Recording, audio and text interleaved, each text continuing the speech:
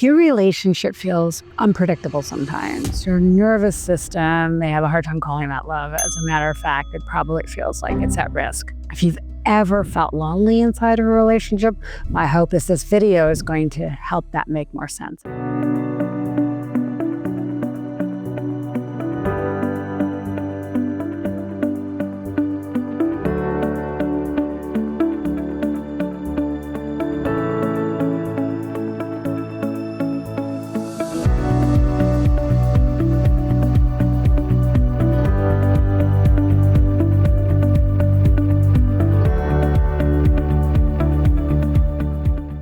Hi, my friends, Dr. Lauren here. Today, we're going to be talking about support and its biological and psychological components, because support is essential to our mental health and well-being. And we're going to take a deep dive into what do I actually mean by that, because it turns out being authentically supported by another person is regulating, stabilizing, and is one of the main reasons that the body learns I can be myself here, I can breathe, and this is really important. A lot of people don't leave relationships because they don't love each other. They leave because their nervous system never gets to rest. First of all, let's start with oxytocin. Of course, it's known as the love hormone, the bonding hormone. I'm a big fan of it. For those of you who know my work, you know I talk about it a lot. I've written about it a lot. I personally was addicted to it myself. At one point, it feels really good.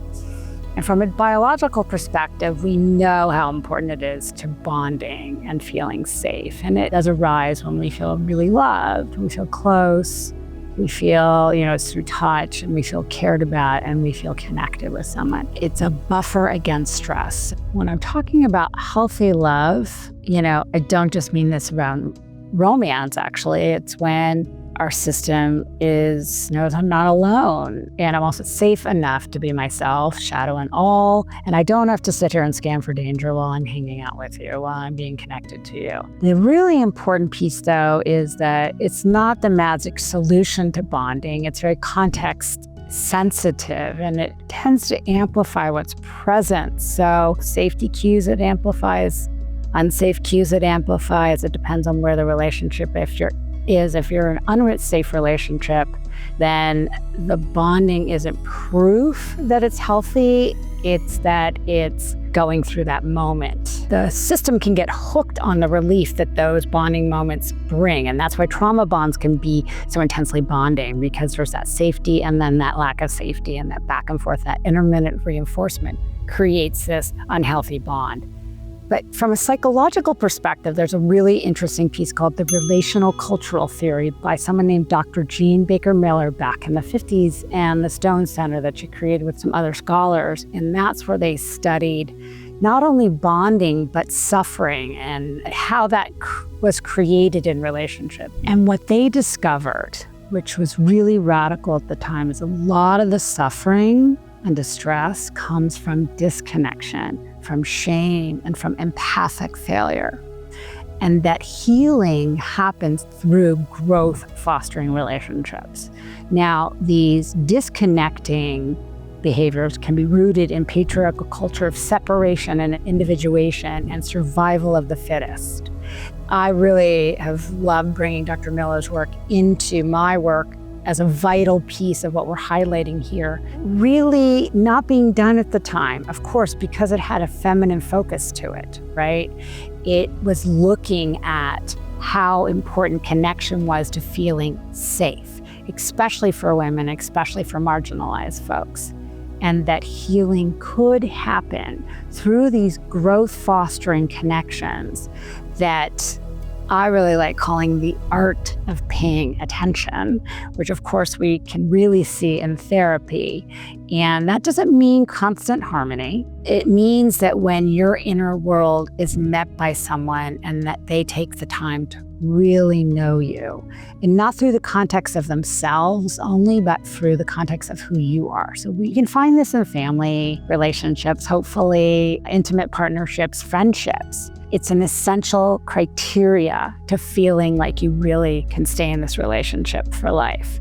So from a practical sense, what are we saying here? It's not, like I said, it's not going to be perfect. It's not about being always harmonious. It's definitely not about fixing. It's when someone creates that space to let you just talk about what you need to talk about, whether it's venting, a bad day, a trigger, where you feel like you're held with empathy and support. There's no shaming. And so you can walk through that piece, or they can walk through that piece that might otherwise have made them shut down, feel irritable, or not be able to walk through it, right?